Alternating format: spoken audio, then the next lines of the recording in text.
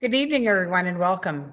My name is Mary Chaffreau, and I'm the CEO with the Kitchener Public Library, and I am pleased to welcome you all here tonight for this important discussion. But before I begin, I would like to start with a territorial acknowledgement.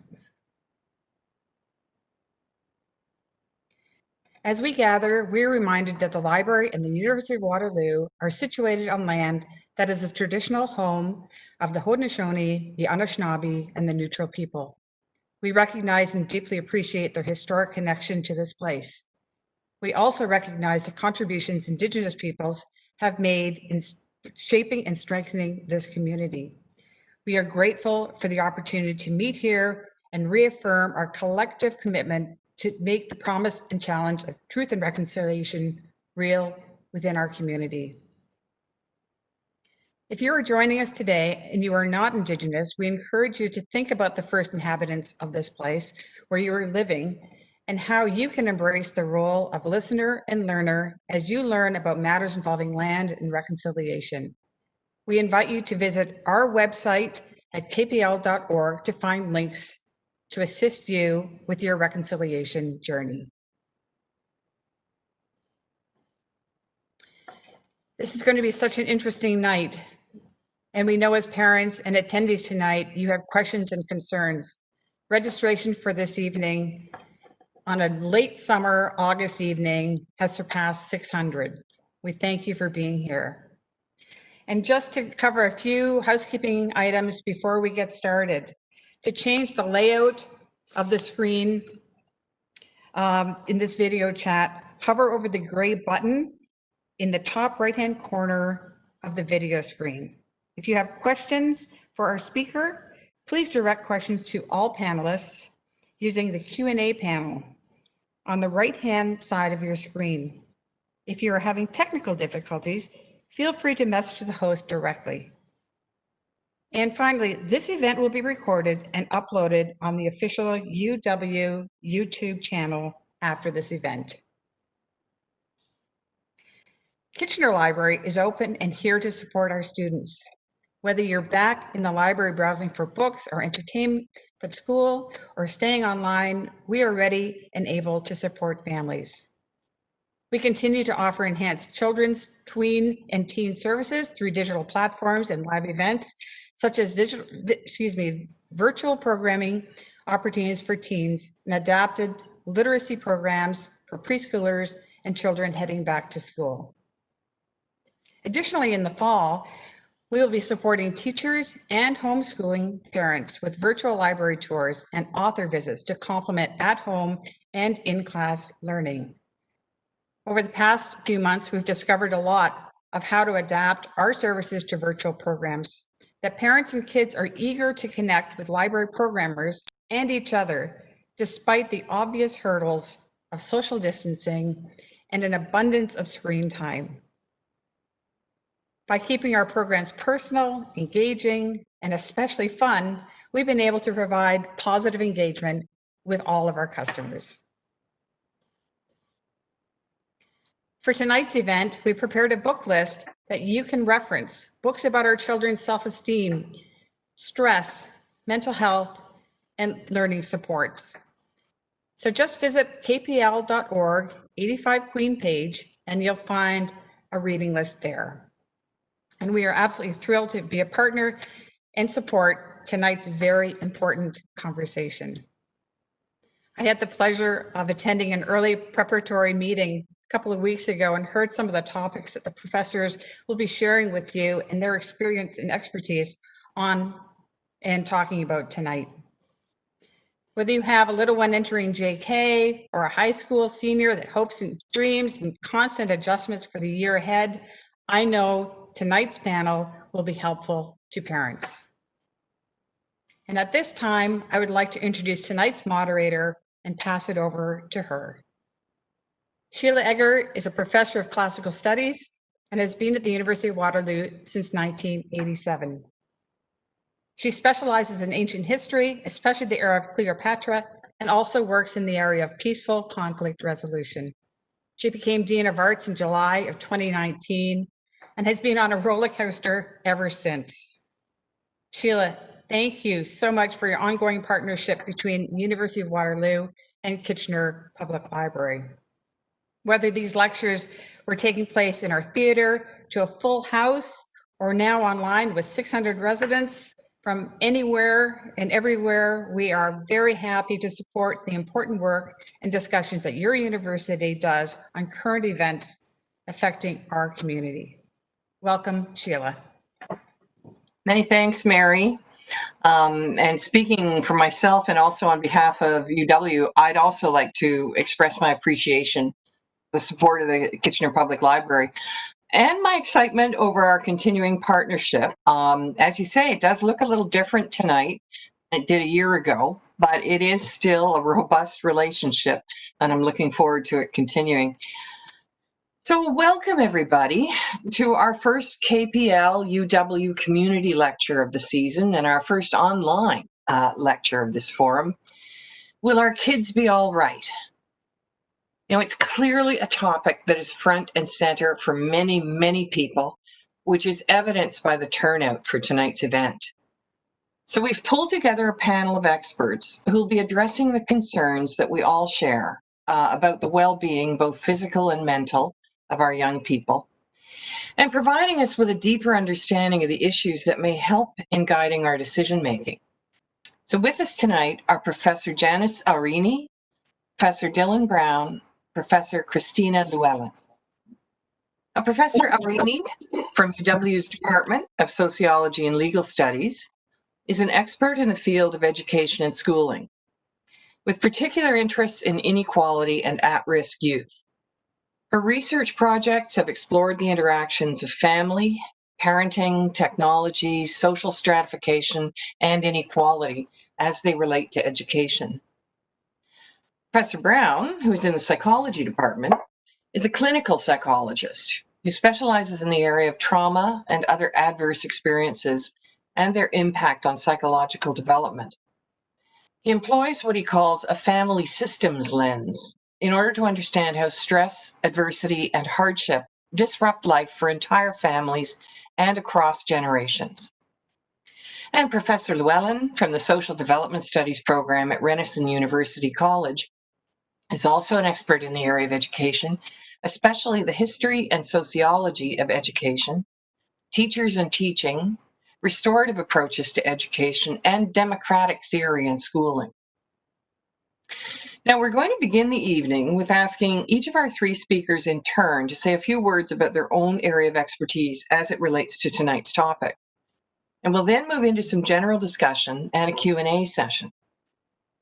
We've already had numerous questions from the audience that were submitted ahead of time, but as Mary mentioned in her introduction, you can ask questions at any time by using the Q&A panel on the right side of your screen. I also wanted to reiterate now something else that Mary mentioned, knowing how much interest there's been in tonight's event and how important this subject is to us all, KPL, along with our three panelists, has put together a list of additional resources related to tonight's topic. I'll come back to that after our discussion. So without further ado, let's get started. I would like to welcome our first speaker this evening, Professor Janice Aurini. And she'll be discussing issues related to COVID-19 school closures, learning losses, and achievement gaps. Good evening, Professor Aurini. Good evening, and thank you, Dr. Egger, for the introduction, and thank you to all of you out there who have joined us this evening. Wow, it's been quite a year. Who could have guessed that we'd be having such a discussion a year ago?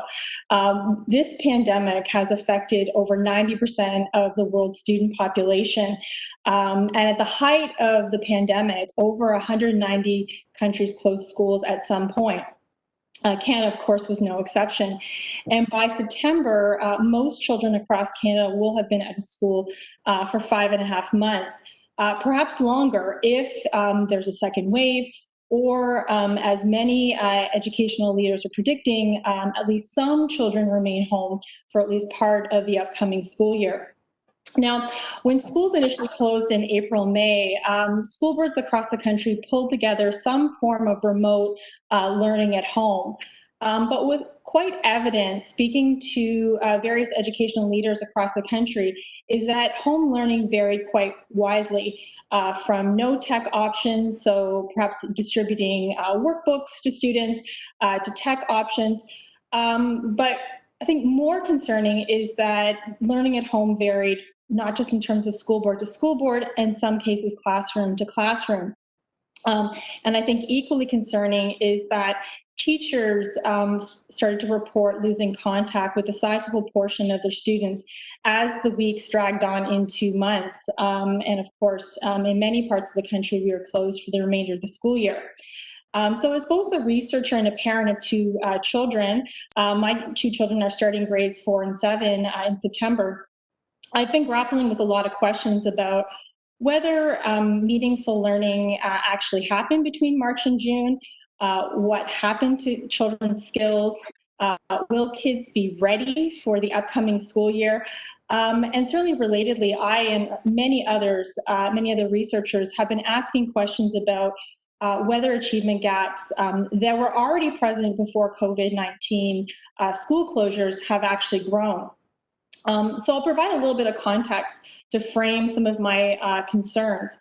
One thing we know in research in education is that we consistently find a main source of disadvantage and achievement gaps occur during non-school time. So we can think about a lot of time that children are not in formal schooling, like during COVID-19 school closures, but certainly we can think about kids' preschool years before they start JK or SK, and those gaps are already present at that time. We can think about what kids do on the weekend or after school, and of course, summer vacation. And the reason why schooling is so critical for children, some refer to it as faucet theory. So you can think about how when school's in session, the tap is wide open, the resources are flowing in terms of all the kinds of structured opportunities for learning, for recreation that children have available to them. They have access to a wide range of professionals to support their learning and their development, like social workers, and other resources like breakfast or nutritional program, which unfortunately, even in Canada in 2020, some children still desperately need. When schools are out of session, as they were in the context of COVID-19 school closures, those resources, or the tap, if you will, was at least partially cut off. And families and communities really do vary in their capacity to support learning at home and fulfill all the needs that kids have. Moreover, even in homes that can support learning, not all children are terribly delighted with parents' efforts to improve them or to school them. Mine certainly were not. So we can start to ask questions about what actually happened over the past 5 months. We don't have data that directly examines COVID-19 school closures on learning, but we certainly can draw and make inferences from research from summer setback or summer slide. So the loss of literacy and numeracy that happened over a typical 2-month summer vacation. And this is something that I have researched for several years. And what we have found is that just in a 2-month summer break, so 8 to 10 weeks, about a quarter of students lose about 2 to 5 months of literacy and numeracy skills, while the top students tend to gain similar amounts. So you can think about what that means at the extreme ends, just in a typical summer vacation, where you have perhaps a full year learning gap between students. So if we extend that to 5.5 months and perhaps longer, we can think about how some of those same kids who otherwise fare poorly over just a short summer vacation are perhaps going to be even further behind, particularly when you throw all the COVID-19 challenges into the mix. Parents were faced with job losses. Some had to continue to work outside the home. Some parents were at home desperately trying to homeschool their kids, sometimes with multiple children at home with all kinds of different needs. And so these are not ideal conditions for parents to even attempt to deliver the curriculum or keep children learning in any capacity. And to paraphrase a colleague of mine, parents did their absolute best, but parents aren't teachers, nor should they be expected to be. So to end on our question, will the kids be all right? I think for many children, the answer is yes. They're certainly going to start off a little bit rusty. But for those students who are already struggling, my prediction is that those kids are going to need a very concerted effort to help them catch up. So for that, I'll end off and I'll turn the panel over to my colleagues. Thanks very much, Professor Arini. Really appreciate that. I'm particularly interested in what you had to say about summer setback, or what you also call summer slide, which we suspect this year is going to be even greater than usual. I was taking some notes while you were speaking.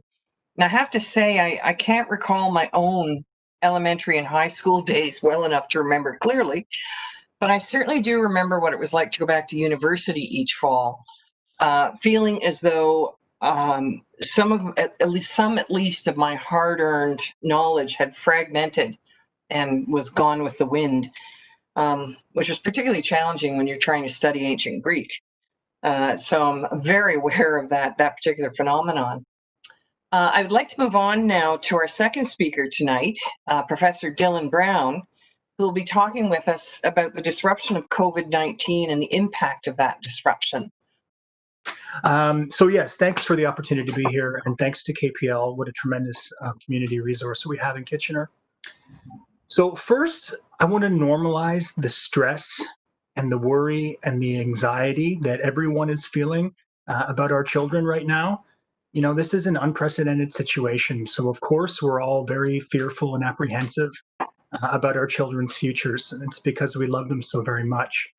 The takeaway for my little discussion today is as follows. So based on decades of research, including about a decade of my own, I believe that children will absolutely be all right as long as the adults who take care of them are all right too.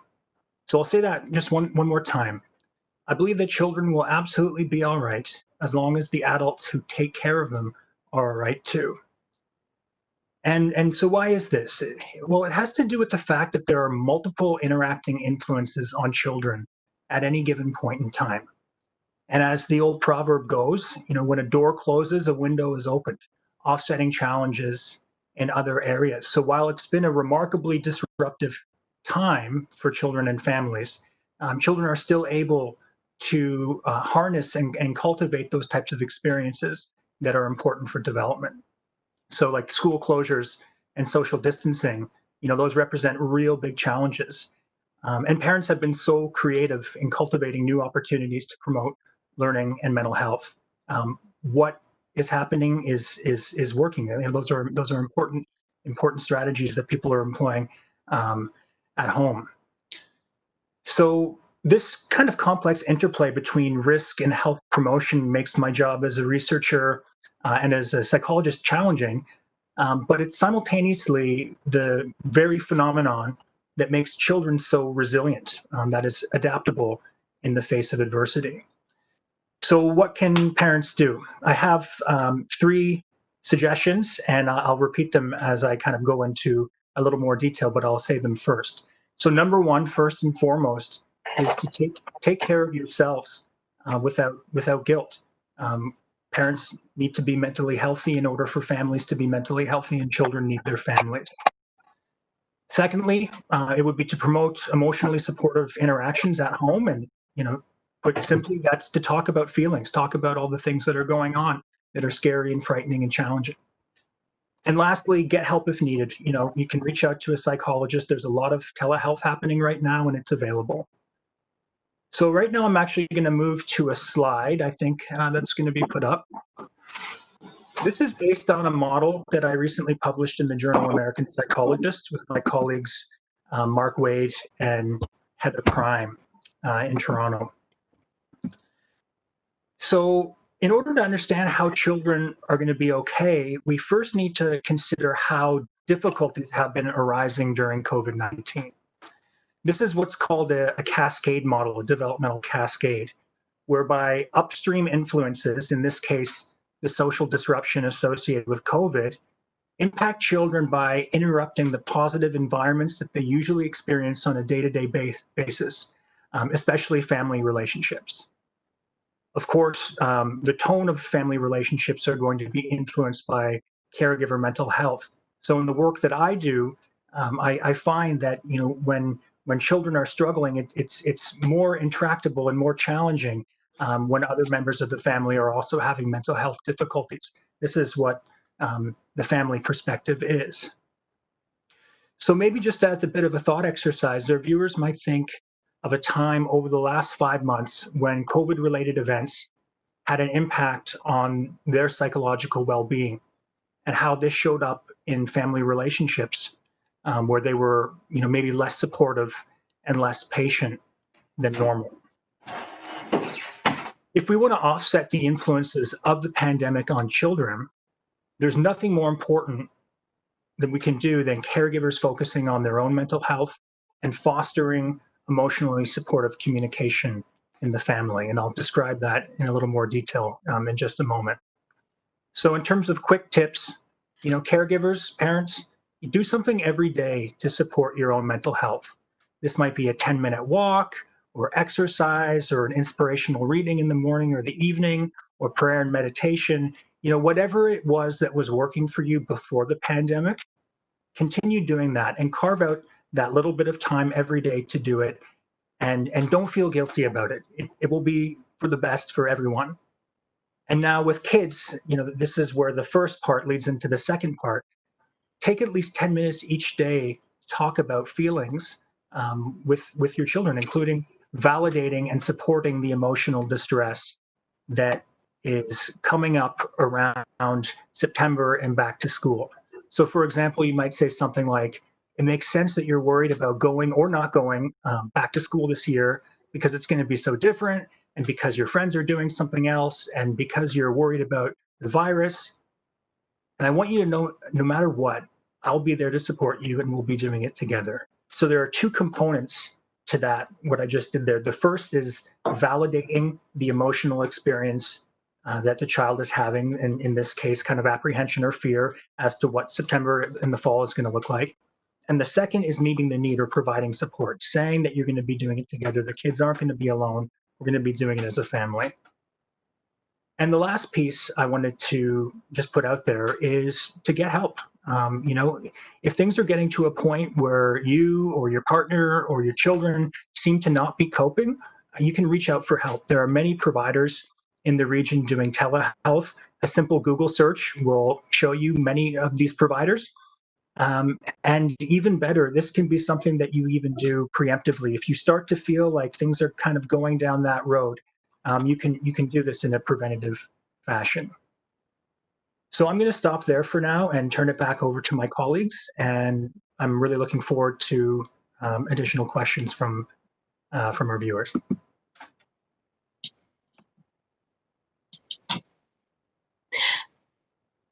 Hi, Sheila's just having a little bit of technical difficulty right now. Dylan, thank you so much for your wonderful remarks. And I think it very much, as a parent myself, very is reassuring to think that my children will be okay as long as I look after myself. So thank you very much for doing that. Sheila will be back momentarily. I apologize, but I will now ask Christina to join our call and bring her remarks and her expertise to the group. Well, I want to start on a bit of an optimistic note as well, that I think that our kids might actually fare better off than many kids in other parts of the world, in part because we do have some foundations of a social democracy that actually are attentive to collective care, or what is often termed relationality. But I do see a lot of deep fractures of inequity in the way in which we're responding to the pandemic fear of the other, that I think is pushing many of us to respond in ways that are survival responses that are individual or siloed or fragmented. And I think education systems are one of those that has me concerned. It has me concerned that the responses from education systems, from governments, is pushing parents to ask, will my kids be okay? And I fully get that. I'm also a parent. But I think that can be a danger. So I think we need to focus on the social development aspects of how we strengthen care for one another so that all of the kids are okay. And I just want to talk about 3 ways where I think that's important. One is investment in public education. A second is prioritizing the caring economy. And third, a national response for education. So for our kids to be okay, I think we need to demand public investment in education as a human right. It violates our legal obligation under the Convention of the Rights of Children if governments don't provide maximum resources and consideration for quality education for all young people. And I think it's hard pressed to say that the Ontario government and other provinces are actually doing that. When you look at Ontario, we have a $400 million investment of new money, not counting board reserves at the moment, and little consideration of innovations of community spaces and the deployment of those teachers who are certified but not deployed. And this would, of course, help lower class sizes. Yet the way the government seems to be framing this is very much in choice.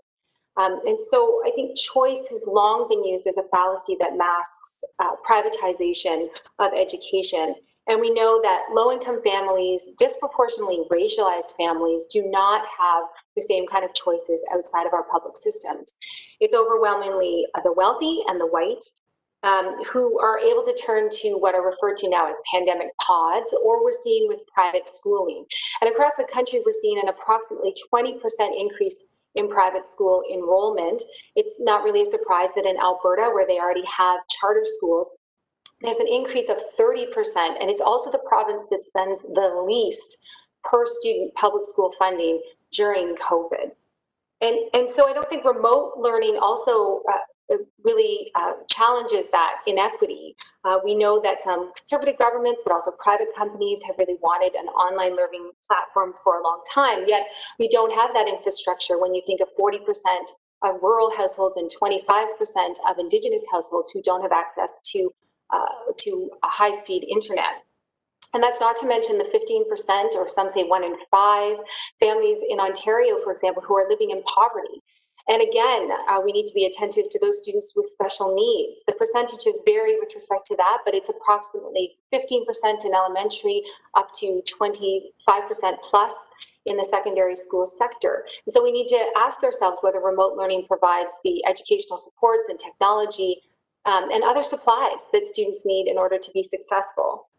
So I want to emphasize what I think the UN has said is that education is a human right, and it's indiscernible from the recognition of other human rights. So if we don't demand that kind of public inclusive education, we have great concerns, I think, and long-term consequences with respect to economic inequality, racial injustice, and even democratic disempowerment and much more. So moving on, I think for the kids to be all right, we need to prioritize the caring economy. I'm sure you've heard many of the statistics, all of you, or you might be living them out yourselves, around the decrease in women's labor force participation, which has gone down by any gains that were made over the last 3 decades. For single mothers, it decreased by 12% in just the first 4 months, and that's compared to 4% for fathers. And the signs are that the recovery is going to be on the male side of employment and not a she recovery, despite women contributing to 40% of household incomes. And so it's women who are really having to choose between supporting their young children with at-home learning and their own economic participation. And just as it is women teachers who make up over 80% of the profession, who we're seeing increasingly under attack for not doing enough, not doing more, with far less than what is needed right now. And this is not really a hard one to understand economically. The Consumer Board of Canada has long said that investment of just $1 in early learning actually provides a return of $6 of economic benefit. So why wouldn't we be making this kind of investment now? In large measure, I think we know that historically, and today we continue to devalue women's labor. We think that it's something that is natural, something that is selfless. We do it for the love of children. And so we don't think about remuneration and rights.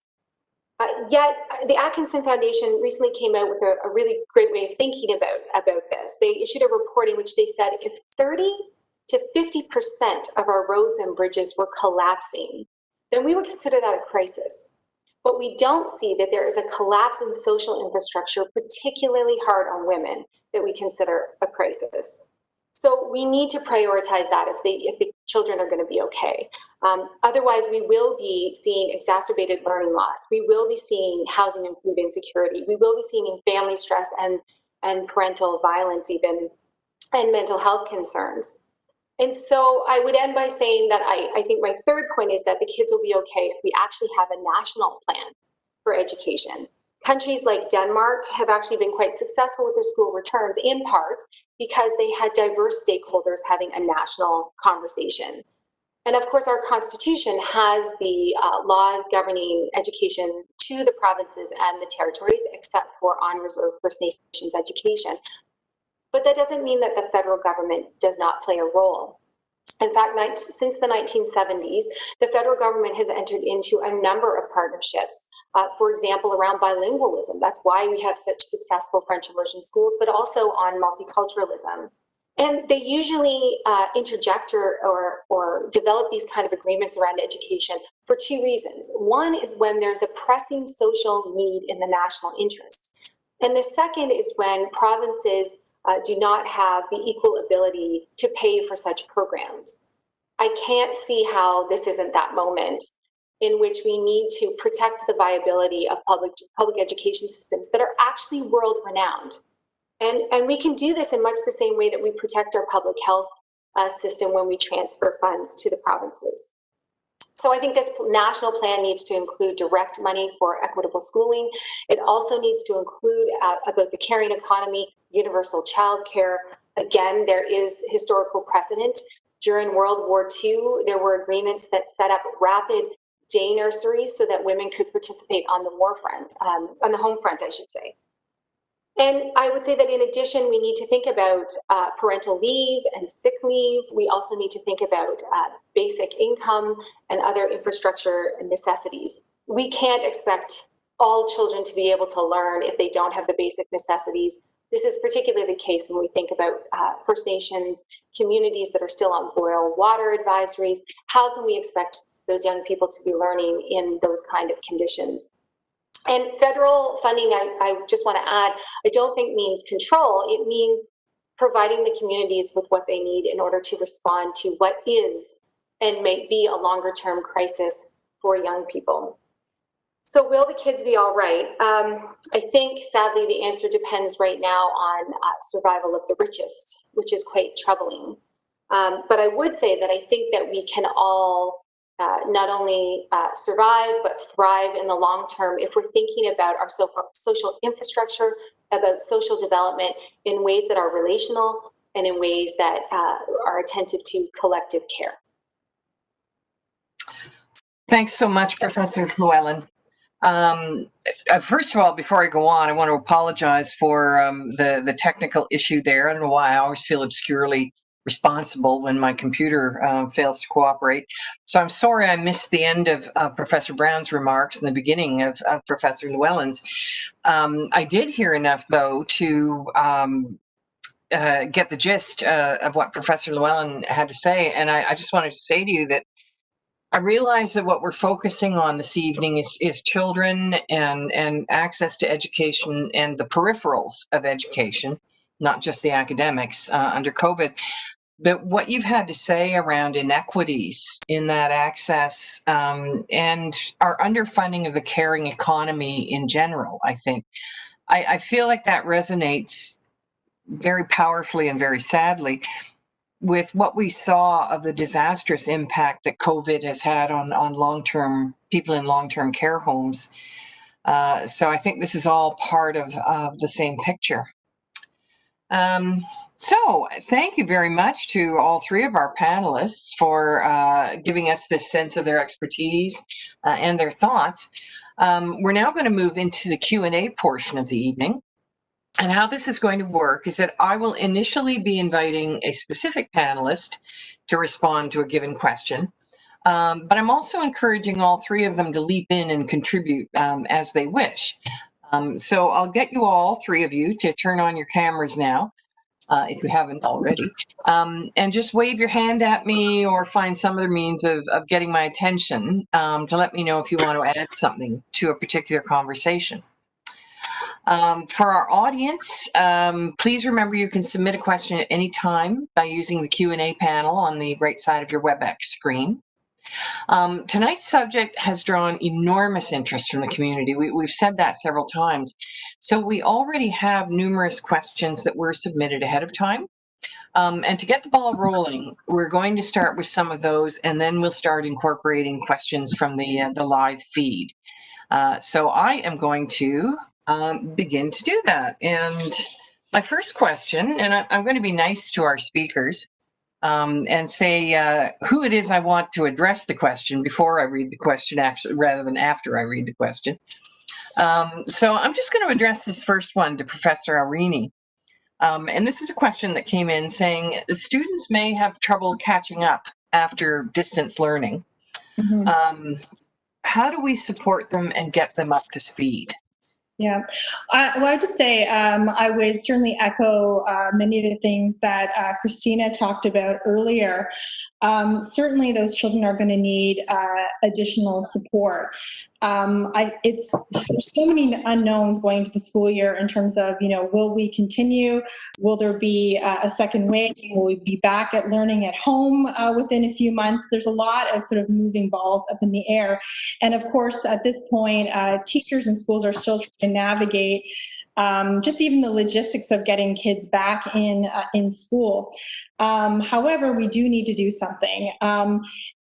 So on a positive note, what I can say is that we do know that there are several effective programs out there to support children's literacy and numeracy that have been around for a long time. And some of you in the Kitchener-Waterloo community your children may have accessed these programs. And next summer actually might be a prime opportunity to help kids catch up. And let's fingers crossed that we're certainly in a better place than this summer. So we know, for example, that a targeted 2 or 3 week literacy or numeracy intervention goes a long way in terms of getting kids to catch up. And while they may not gain over the summer, at least they are inter-school in September where they were in June. So if we know that in a typical summer vacation, those programs are highly effective in terms of shoring up disparities, one of the things that myself and a colleague that I'm working with at the University of Toronto are recommending to ministries of education is to either introduce those targeted programs for children or extend them in the context of Ontario. And we are so fortunate in Ontario that most school boards, I think all of them now, have these programs. So check out your local school boards next summer for those programs because they do go a long way in terms of providing a very targeted intervention that is really positive for children. Thanks so much. Now I see Professor Llewellyn would like to add something. Yeah, I mean, again, I would echo what Janice has said as well. And I would also just say that, teachers also known and always know how to assess young people's prior knowledge and prior learning and ways to then address those diverse learning needs. And so I think relying on our teachers to be able to do that, even though it's going to be an extra difficult job this year, is important. But I also think we all need to start questioning a little bit of falling behind who and falling behind what. And remember that a lot of the learning objectives that are set out are constructed learning objectives. They can move. This is, of course, I think what Janice is talking about is extremely important. We need our young people to have the basics and importance of literacy and numeracy. And I think that there are gross inequities in how that can develop giving learning loss. But there's also a really competitive model in how we educate young people K to 12. And sometimes we think it's our children who are falling behind, but these are often arbitrary measures of learning outcomes that can change and will have to change given what we're facing. Yeah, thanks very much for that perspective. I think that's an important one. I'm just going to break from the questions for a moment here to update the group on something that has just been messaged to me. There's going to be an announcement made tomorrow, according to the Canadian press. The Prime Minister will be making an announcement tomorrow at a school in Toronto to state that the federal government is giving $2 billion to provinces to help ensure kids can safely go back to school. Now, I don't have any more details than just that summary, but I guess as of tomorrow, we'll be hearing more about that. So to go back to our Q&A, though, this one's going to be for Professor Brown. So here's a very reasonable and very pragmatic question. How realistic is it to expect students to remain 6 feet apart? And how will these reminders from teachers affect their development, which might be the trickier part? Right. Unfortunately, I'm not sure that my response to this question will be as optimistic as what I said earlier this evening. But I don't think it's a realistic strategy. I have a lot of close friends who are educators in the classroom, and some have been back in the classroom. And in some classrooms, with the number of students who are planned and the physical size of the classroom, it's physically not possible to have that type of configuration. I was fortunate enough this summer to collaborate with Chris Bao in the Department of Mathematics to do a simulation study on the spread of COVID-19 in childcare centers and in primary schools.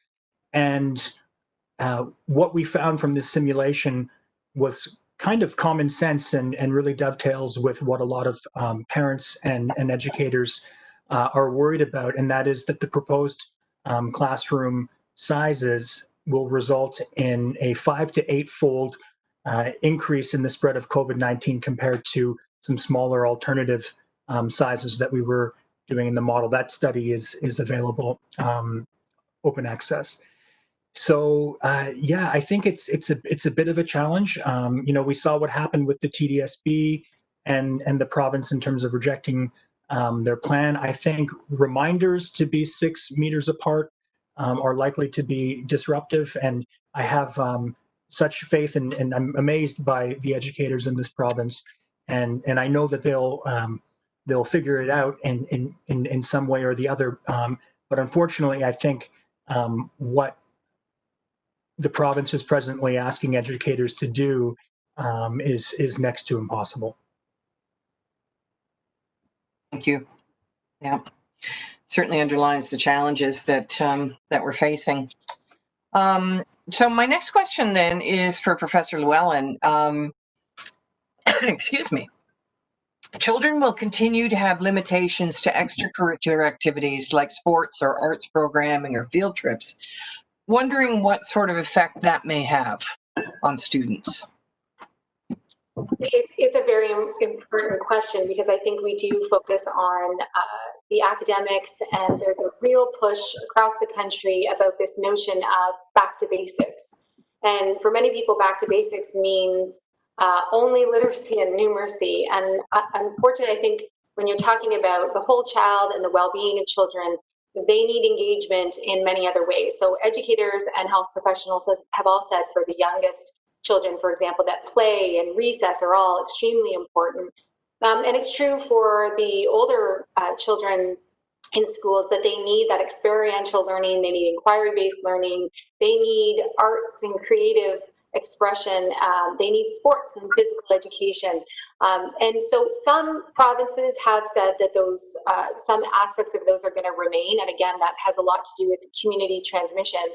But I think it's important to the greatest extent possible to do that. It's particularly important for students who would be often pushed out of schools. We often refer to them as dropouts, but it's actually we have pushed them out of the system.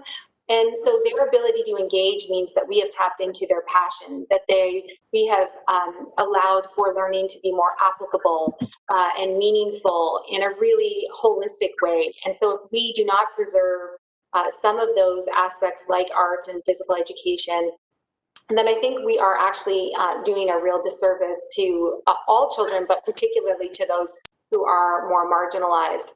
So hopefully, and again, I echo Dylan's words, I think there's a lot of ways in which teachers will be working in teams trying to integrate those into cohorts and making sure that they integrate things like art and math all together so that we can cover all those bases.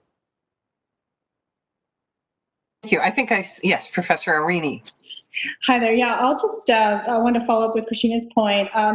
You know, one of the things that schools do really well is they equalize those types of opportunities for children. I mean, any parent out there who's ever purchased a music lesson or signed their kids up for sports, these are expensive endeavors. So through schools, part of both the joy but also the opportunity for a lot of children is to be able to participate in arts, on a sports team, going to track and field. So not only does it make the school day more enriching, it's fun, and provides joy for a lot of students, but it also equalizes and provides children whose parents who otherwise couldn't afford those types of opportunities the chance to participate on a team or in a play of some sort. And so it's a real loss if schools go down the road of pulling back those types of opportunities for children, whether in the context of COVID or long term. Mm-hmm. Now, my next question, in a sense, it's not my question, it came from the audience, but in a sense it follows up on this because it speaks as well about children gaining so much more than simply academic learning from school. So I'm going to address this one to Professor Brown. Children also learn social and emotional skills through school. How will social distancing affect their development in these areas? Mm-hmm. Yeah, so children absolutely do get more than academics at school, and they also get a lot more than food and shelter at home. So I would like to provide some reassurance to parents that, you know, during the last several months, these social and emotional learning opportunities, while not happening at school, have still been happening as there have been conversations around renegotiating family rules and rituals and routines and how families are going to navigate the COVID-19 pandemic. In the event that parents choose to not send their children back to school in September, social interactions with parents or siblings or other children in a family's bubble will still absolutely contribute to these sorts of social and emotional skills, the other skills that children develop outside of reading and writing and arithmetic at school. So yeah, you can't really turn those things off just by virtue of being alive and in the context of loving older individuals in that child's life. Those skills are still happening. Thank you. I mean, I sort of a follow-up here. In that some parents feel their children may be regressing socially and emotionally. And again, a concern is expressed over how that will affect children over the long term and whether there are any concerning behaviors that parents should be watching for. Yeah. So it's important to remember that child development is a nonlinear process. So sometimes during times of stress, we do see regression, which can be viewed as like an unconscious attempt for children to activate the parent-child attachment system. That's really a survival mechanism. So if parents have seen a bit of regression in developmental milestones over the past 5 months, you know, that's not terribly surprising. And for the most part, these behaviors resolve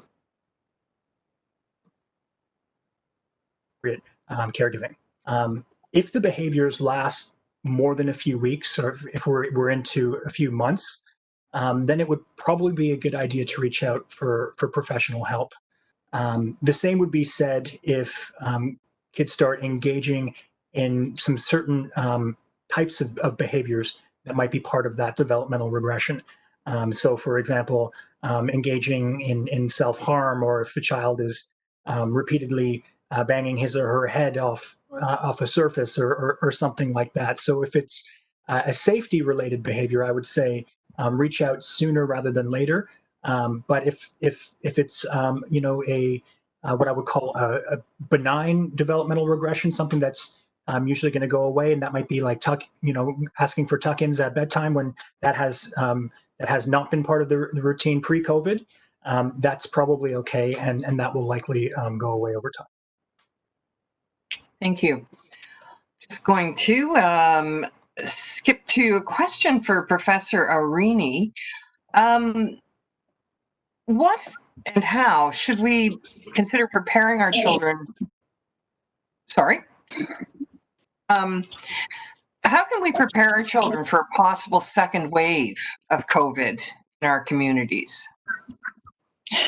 I mean, that's a really challenging question. I guess when I first saw this question, my immediately thought is, I don't think the onus should be on families and children. I think they've, I think everyone out there has been through a lot of the last 5 or 6 months, but rather thinking about the ways in which various institutions like schools can support families and children in our community. Again, to picking up on some of the things that Christina was talking about earlier.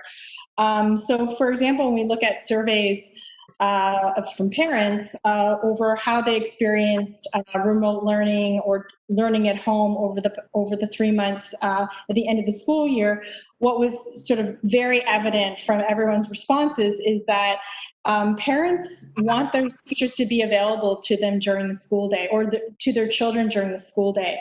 They need that support to help their kids learn and thrive, particularly, again, if we go back and are learning at home again in the fall.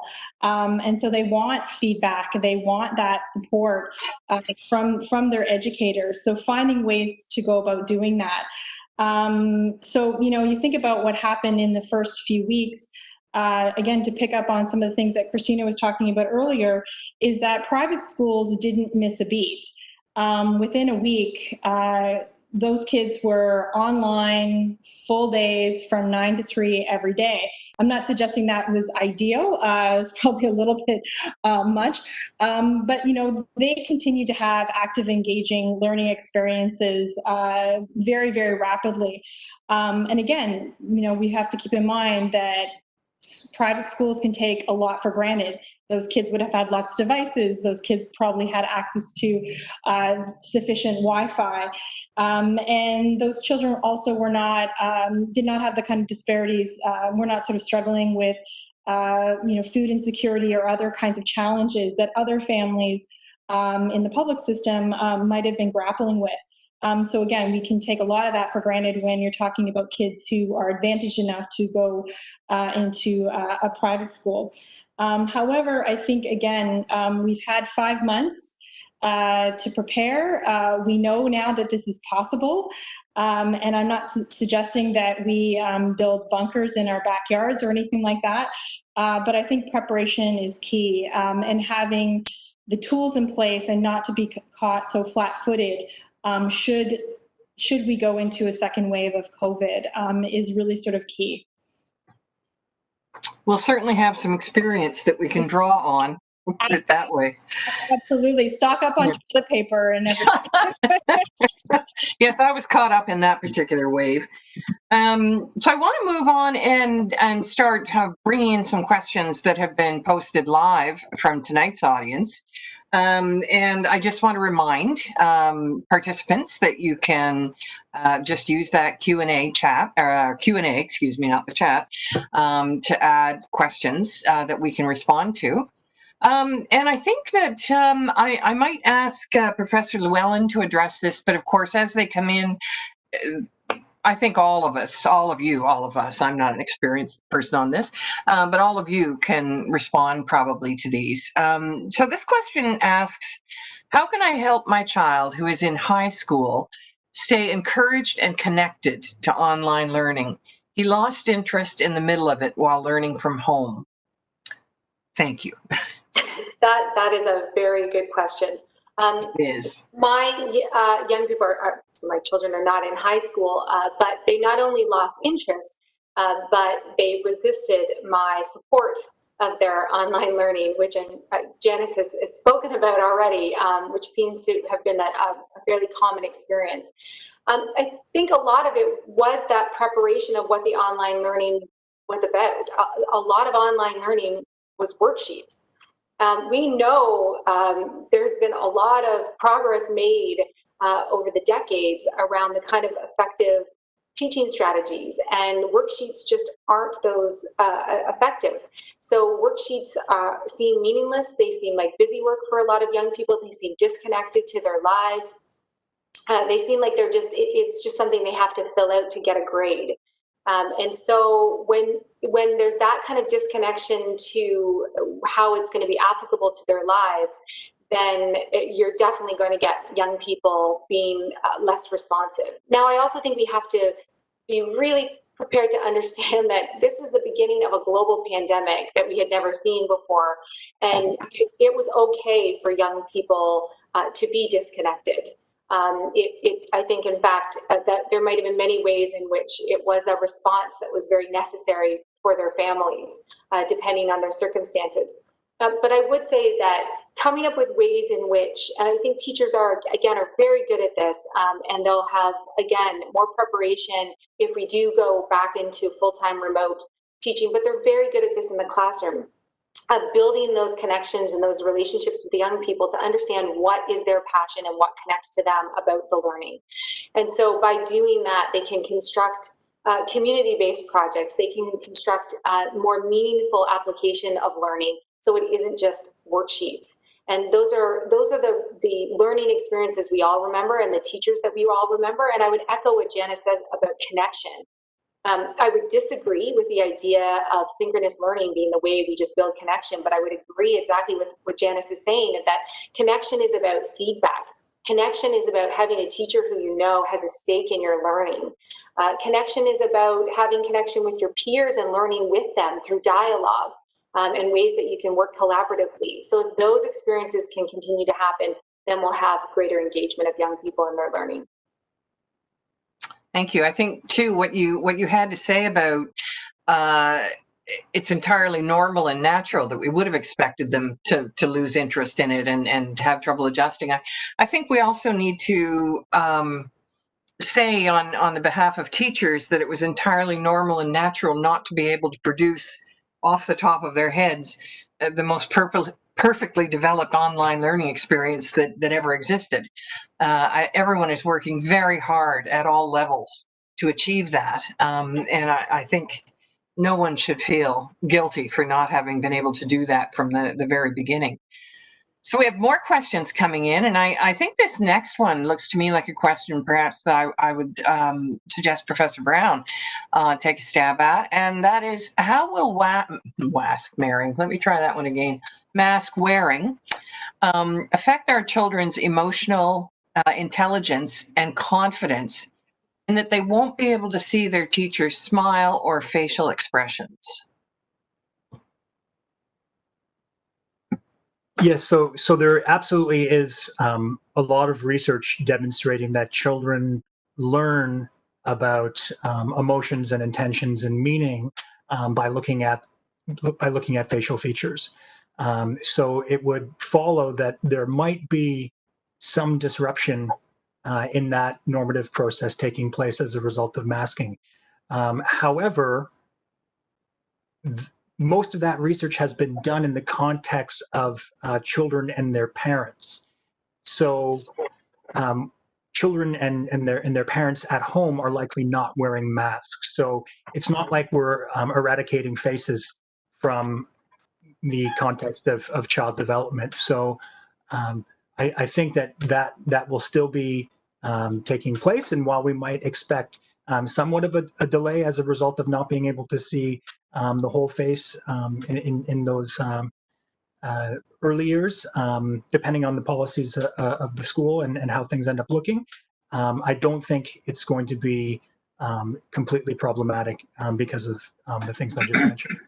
Mm-hmm. Okay, that's interesting. I think it wouldn't surprise me to understand that for all of us at any level, whether it's a developmental issue or not, we tend to read the entire person when we're communicating, and there are challenges. I myself find Zoom meetings more exhausting than live meetings, and I feel it's because I'm having to concentrate much harder on reading the other people in the room, if you can call it that.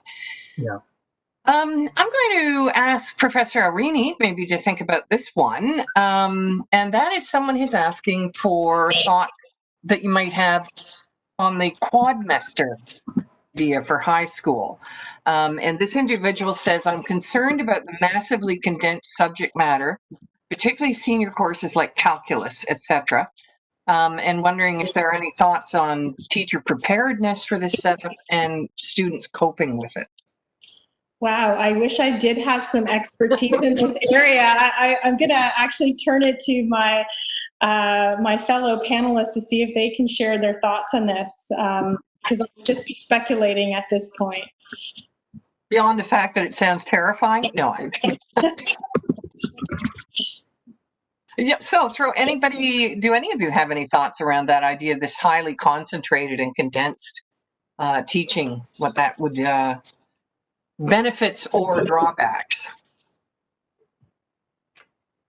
Yeah, I mean, I would also echo Jen says. I'm not an expert in quadmestering by any means, but I would say that there are examples in post-secondary learning, but also sometimes in summer programs for young learners in which it is a more concentrated course. There could be some benefits, of course, of allowing them to focus on one course at a time and not to be stretched thinner. Which can happen when they're dealing with a number of different subjects. But again, I do think it's a bit of an experiment in how they're proceeding and an attempt to balance the curriculum with safety measures. Thank you. Yeah, you're right. It's not completely unprecedented. And I suppose a potential benefit is not being distracted by taking several different subjects at once. Now, here's a question that I think I might just sort of ask any of you to leap in on this one. How can I help my child navigate any changes in the relationships she might face after such a long period of disconnection from her peers? So I can take a stab at that one. Sure, please. This goes back, and these aren't my ideas. This is coming from a substantial literature around the idea of emotion coaching. So if people are interested, they can do a Google on emotion coaching, and you'll see a lot of fantastic work from John Gottman and also the developers of emotion-focused family therapy. And that's really a two-step process. So in this particular case, where a young person is kind of, I would say, reaching out and expressing some apprehension around maybe seeing friends after quite some time away from their friends. In this situation, I think parents can first validate that apprehension and then also provide support and comfort. So in those situations, the first thing that our natural inclination would be to, oh, don't worry about it. It'll be okay. Everything will be fine. And that actually can serve to be dismissive. While our intentions are good, when we don't validate the perspective of young people by acknowledging their emotional experience, it can come across as invalidating. So don't provide reassurance immediately. I would kind of suggest leaning into it and saying something along the lines of, I can understand that you might be feeling like a little bit worried to see so-and-so again because, it's been 5 months and you're going to have to be wearing masks and that's like super weird. And also like you've only been texting with each other over the last little while and this is going to be in person. That's really different. And then, going to the next spot would be providing some support there and like, and I know that you'll be able to do it and we'll be here and we can talk about it once you're done. That would be a kind of approach to take. Thank you. Any other thoughts on that one? I must confess that one of the questions that I sort of come across is even when live social interaction begins to occur again, we're still encouraging physical distancing. And I wonder sometimes if it sets up anxieties around physical interaction and sort of just the physicality of other people around you. And I don't know I don't know whether it does or not. Just a thought that occurs to me.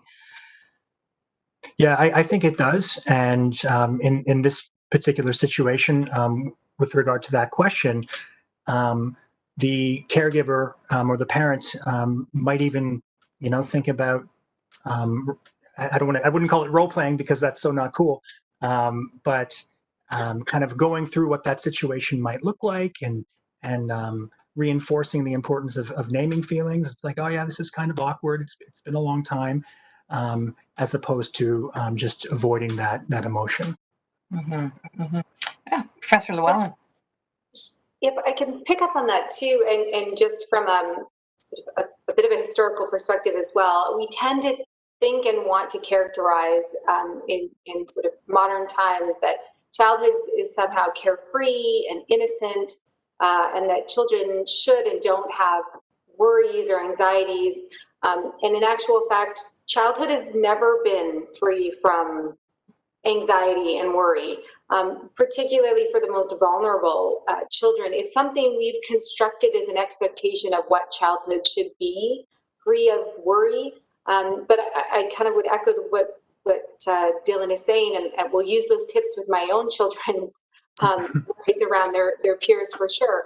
But that what I would say that we can do as in a more systems level is reduce some of the unnecessary anxieties that are compounding legitimate worries that our young people are going to be dealing with when it comes to physical interaction, when it comes to their peers. And I think some of those unnecessary stressors have to do with the system. I mean, we know, for example, the mess that was created around standardized testing that was happening in Britain and how they've come out in different ways and apologized around that. We still have some standardized testing that exists in different provinces. This is something that just adds to the stress of young people. And there was a really interesting study that actually just came out of southwestern England just recently, where they did a pre-pandemic and then during lockdown survey with young people about their anxiety, and they were less stressed during lockdown than they were pre-pandemic during the school days. And it raised all sorts of interesting questions that we need to ask ourselves about the ways in which schooling can be adding stressors and anxiety to young people that are unnecessary. For sure, school is a place that can provide additional safety and supports and, of course, equalizing around learning. But there can be ways in which we add unnecessary pressures to young people, and we really need to take a hard look at how we could avoid that at all costs going back into the school year. Thank you. I have one here that I think more than one of you probably would want to respond to, but I'm going to start with Professor Arini. As one member of our audience asks, how can already existing inequities around socioeconomics, race, and special needs, which perhaps we haven't addressed as much, how can those be addressed and or mitigated? Well, I think this is one case where we shouldn't be surprised. They existed COVID, they'll exist during COVID, and they will exist long afterwards. So we certainly can't pretend to be surprised at these kinds of inequities. So we know, for example, along social class that there are big differences in terms of children's skills, graduation rates, attendance at post-secondary, the types of post-secondary that different children from different circumstances attend. So we know that. And as my comments at the beginning of our discussion suggest, is that my prediction, what I think is more than likely, is that those gaps and those inequities would have grown. And it's not to say that the pandemic made or break things, but when we think about advantages or disadvantages, we have to think about cumulative advantages or cumulative disadvantages. It's often when you think about where children end up and how they fare in schooling processes, it's usually not one traumatic event. You can kind of think of, like, again, going back to my tap analogy, you think of like the drip, drip, drip, that it accumulates over time. And so COVID-19 school closures is just sort of one more dimension that has perhaps worsened things. But again, on a positive note, we know this, and we know we have strategies in place, like various types of interventions, like teachers who are out there who know their students, who know which students are most vulnerable. Those resources are out there.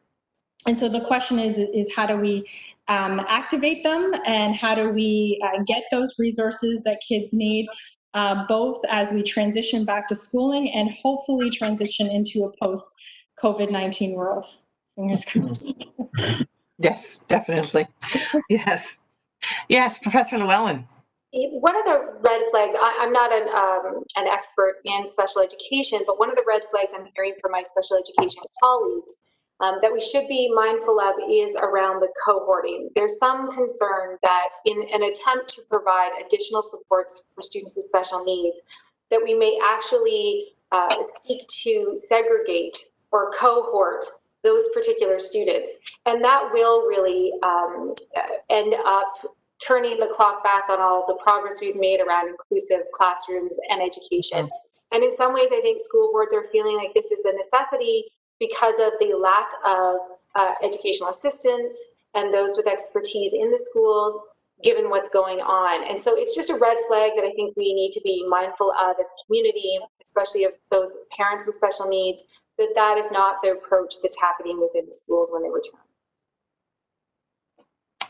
Thanks. Now, Professor Llewellyn, I think I might address this question to you as well. Always, again, with the understanding, please, others leap in.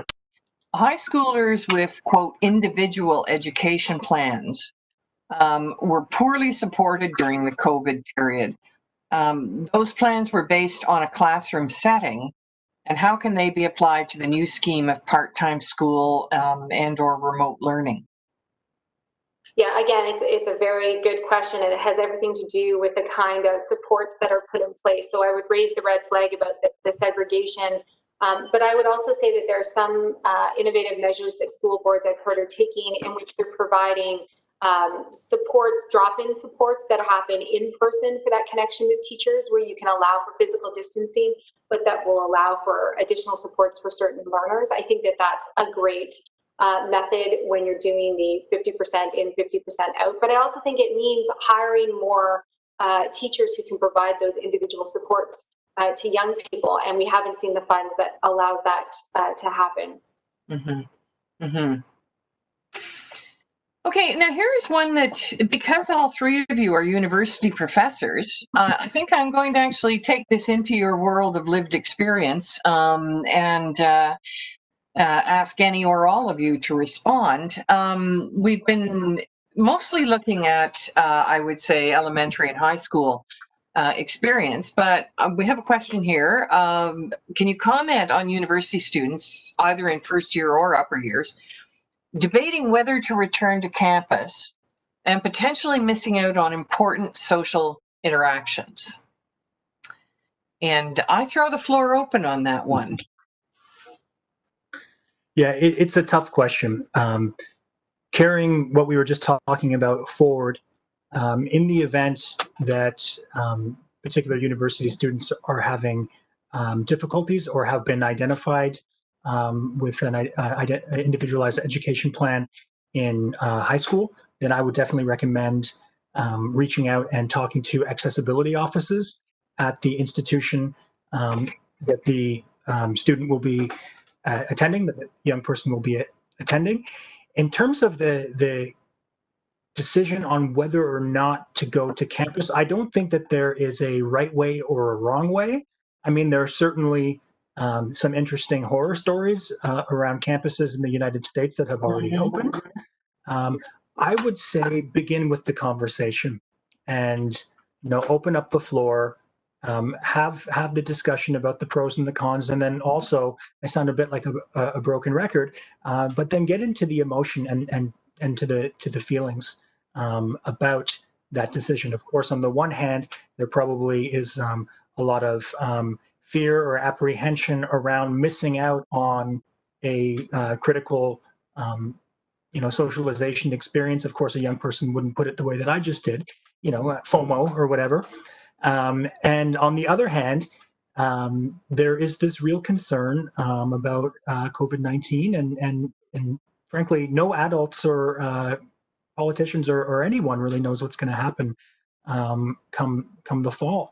And then so I think the decision can be a co-constructed decision where young people feel that they've been heard, they've been validated, they feel empowered, and are ultimately coming to a decision that works best for everybody, for the family.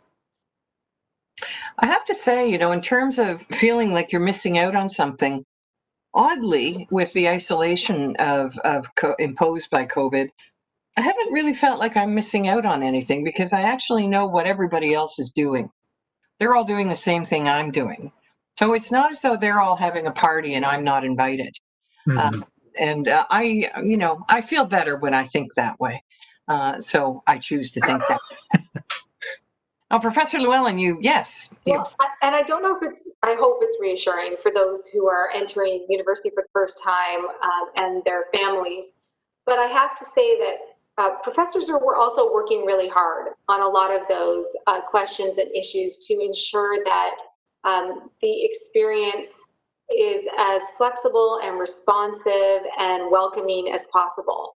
And so not all of professors have an education background, but there's been so many resources put in place by universities trying to support faculty in offering online or emergency remote teaching, as we call it, because it's not the purposefully designed online learning that really will meet the needs of the students who are coming for the first time.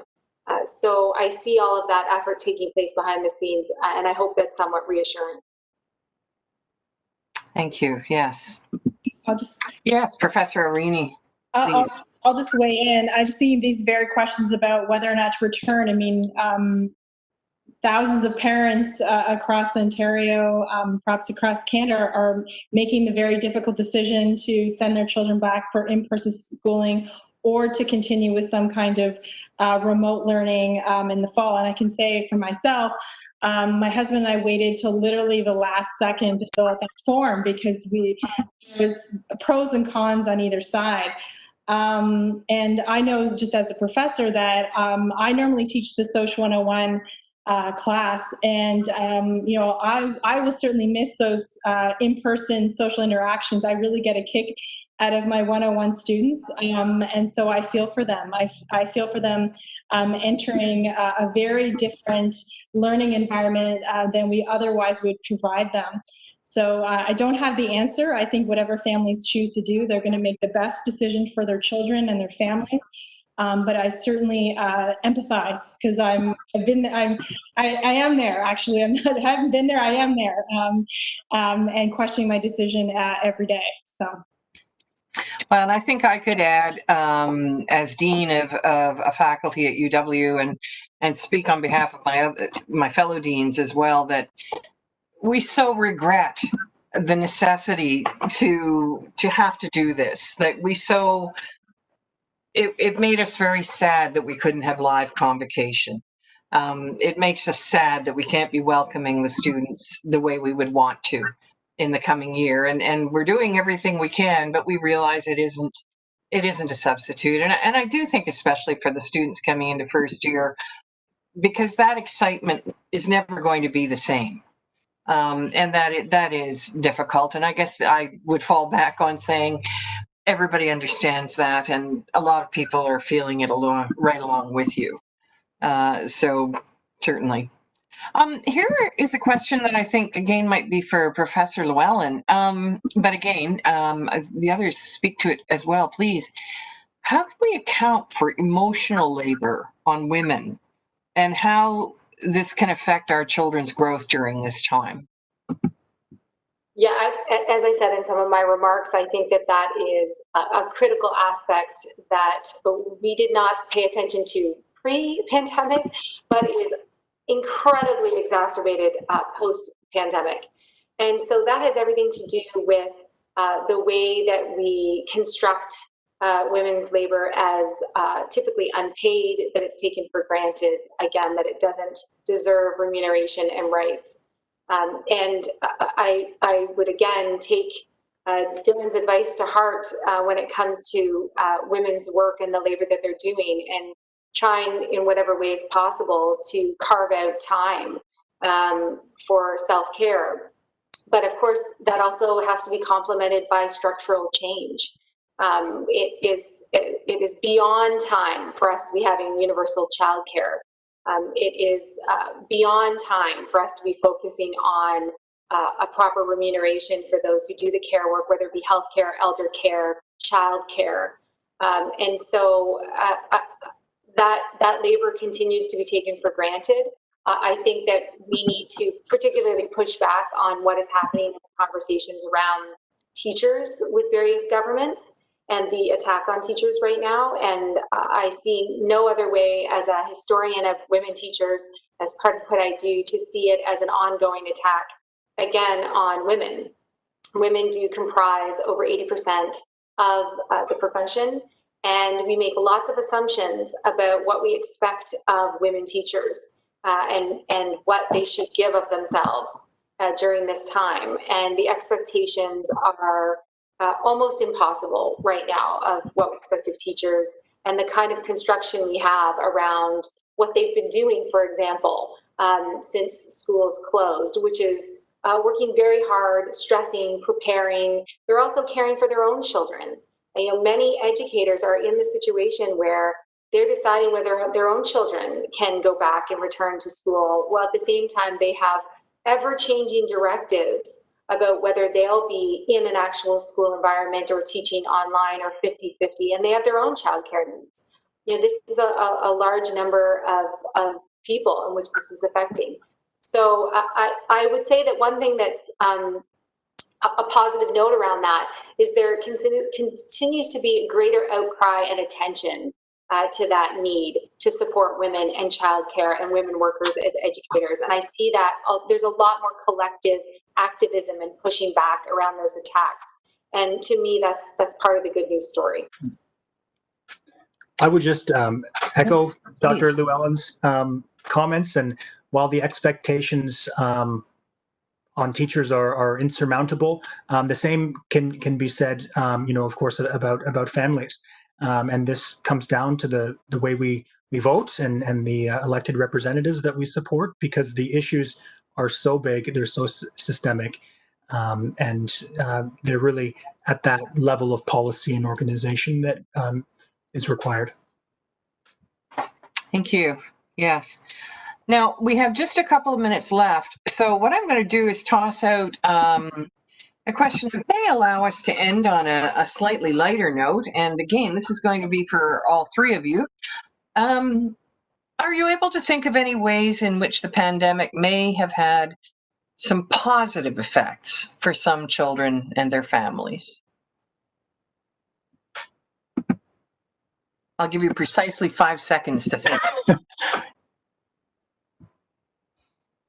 I think I can take a stab at it. By all means. Yeah, so first, I think it's important to remember that children are constantly learning. So this doesn't just happen in the classroom. And children's adaptation to the COVID-19 situation has been a remarkable exercise in learning. So like, just think about all the things children have learned over the last 5 months: coping, perseverance, delay of gratification, problem solving, emotional regulation. You know, these are all critical skills.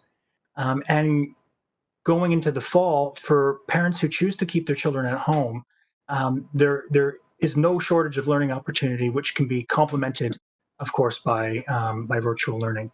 And for parents who do send their kids to school because it's best for their family, the adaptation to an altered school setup will also represent remarkable learning.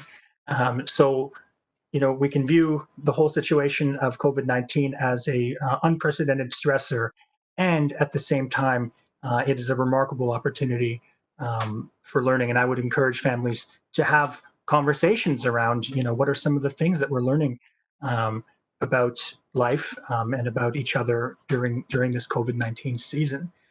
And second, kind of related to that, I think all of us have had tremendous lessons in the importance of family and putting one another ahead of our own needs and desires. I think that families are learning exactly how resilient they are during this time as they, roll with the punches and adapt to changing situations that are well outside of their control. And relatedly, I continuously hear how families have enjoyed additional time that they have together, and they're learning new ways to interact and new activities that they can do, and the creativity and the problem solving of families is remarkable. So yeah, I appreciate that question, and Dr. Egger, I think that there are absolutely a number of positive effects that are happening, both in terms of learning and in terms of whole families. Thank you so much. I think that is a great note for us to end on. It doesn't take away from the challenges and the hardships, but it's a good thing to remind ourselves of, I think. So I think we are going to have to end it here. There were so many fabulous questions. I'm sorry we didn't have time to get to them all. On behalf of everybody, I want to extend my most sincere thanks to our three panelists for a very stimulating and educational evening. Thank you. I also want to express my gratitude once again to the Kitchener Public Library for its ongoing partnership with the University of Waterloo. And as was mentioned earlier, KPL and our panelists have put together a list of additional resources related to tonight's topic. So these include KPL books, online articles, research papers, podcasts, lots more. So we'll include these resources in the follow-up email tomorrow, or you can go to www.uwaterloo.ca/community this evening to access them. Also, we will be posting the recording of this evening's session to the UW YouTube channel, and we'll include a link to that video in our follow-up email as well. Our next, hit my computer there. Our next joint KPL-UW event will be held on Tuesday, October 27th. We'll be featuring another timely and critical topic, the upcoming American election. Yikes. After I sign off this evening, I may go torture myself with some more of the Republican National Convention. Fortunately, I think I have some wine in the kitchen. So stay tuned for more details on that one. And thank you so much for attending, everyone. It was a real pleasure and a privilege to host this evening's event. Thank you.